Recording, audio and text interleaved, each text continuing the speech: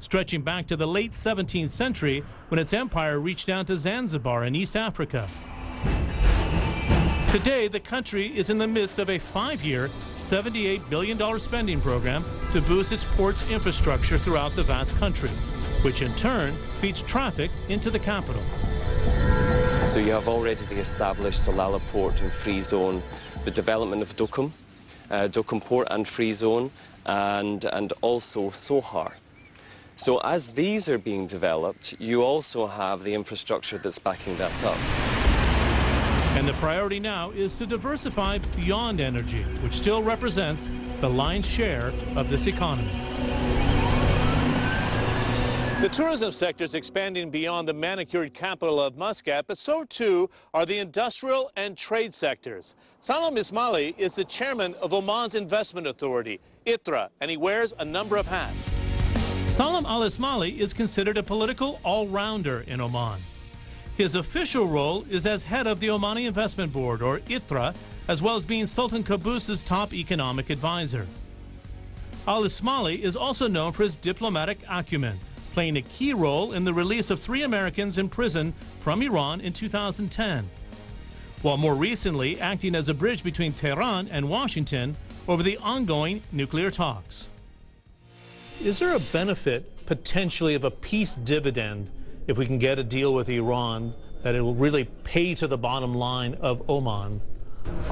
Not only Oman, not only the region, but the whole world. The whole world needs a break. And if you do have a peace agreement, at least the tensions will go down. At least they can concentrate on other hot spots in a more positive manner. So the answer is absolutely right. From your vantage point, what keeps you up at night in this sort of climate that we're living in and trying to manage the development of Oman today as the man in charge of investment?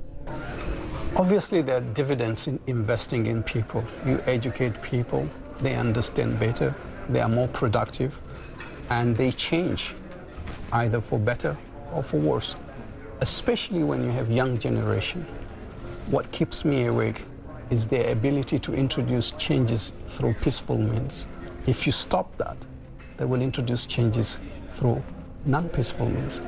You're growing over 5% this year in a climate where we've seen energy prices come down by about 50% from where we were in June of last year. Can you still sustain 5%? Do you feel confident you can still do so, and why? In the year 2015, none of the government projects or development budgets will be cut, will continue as they are. The only thing that might be deducted will be the recurrent budget, and probably by 3.5%. And then when we look into the contribution of the hydrocarbons to the GDP, it's less than 40%. The rest is private sector. And our push here is to get more of the private sector in the economic development. You have a pipeline of nearly $130 billion for the next 10 years, and it's an economy of just 4 million people. Does any of this get pushed to the side as a result of the uncertainty we see in the region today? No, these are privately financed, and there's no risk, sovereign risk involved in there. They know that there is a demand for it, and there is an appetite from the financier to get involved in that. Why is that, with an economy of just 4 million people and the land mass that you have, that people are willing to make the bet at this stage on Oman? If you look around, you will see 2 billion people not very far from there. You have India, you have Iran, you have Ethiopia, you have Egypt, and the GCC. It's almost 2 billion people, and Turkey. And in addition to that, as far as Oman is concerned, with the free trade agreement with the United States, an additional 320 million people. Once again, Salam Ismaili, one of the key players here in the heart of Muscat. Still to come on Marketplace Middle East from Oman, we go to the fort town of Nizwa, where history literally comes to life. That's next.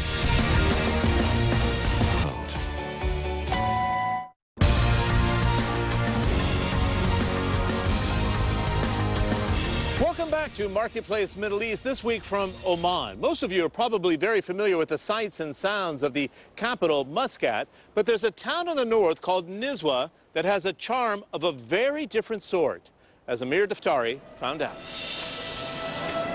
Maybe it's the mountains that surround it on every side, preserving it from the influences of modern life.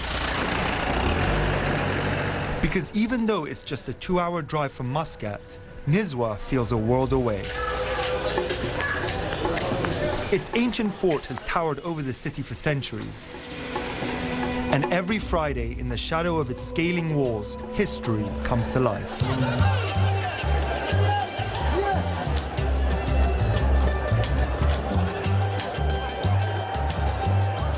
Men, women, and even children gather very early in the morning, all eager to take part in a traditional form of trading. But it doesn't involve ATMs or even bank accounts, but rather goats. This is Nizwa's cattle and livestock market. Hundreds of people surround the circular area. The animals are paraded around and a loud and lively bidding process begins.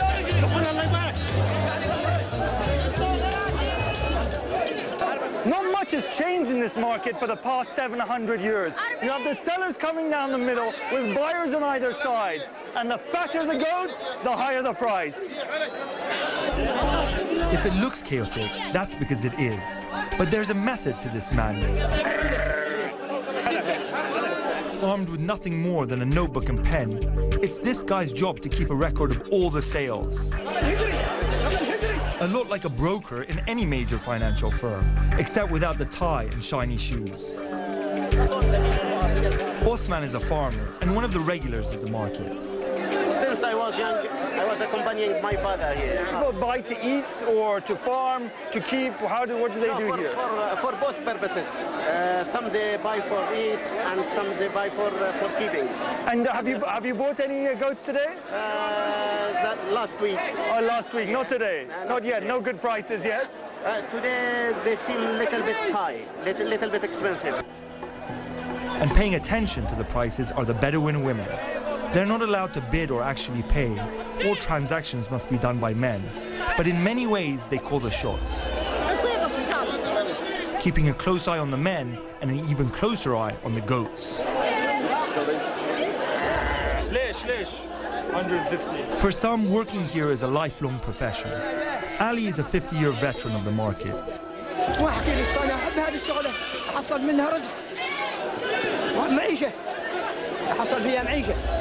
As the day winds down, some last-minute deals are done outside the bidding circle. Mahmoud has his eye on 2 baby goats. But the owners are driving a hard bargain and won't budge on the price. But Mahmoud doesn't give up. And finally, a deal is done. All he has to do now is pay for his goats, pick up a couple of new leashes, and carry the animals to his car.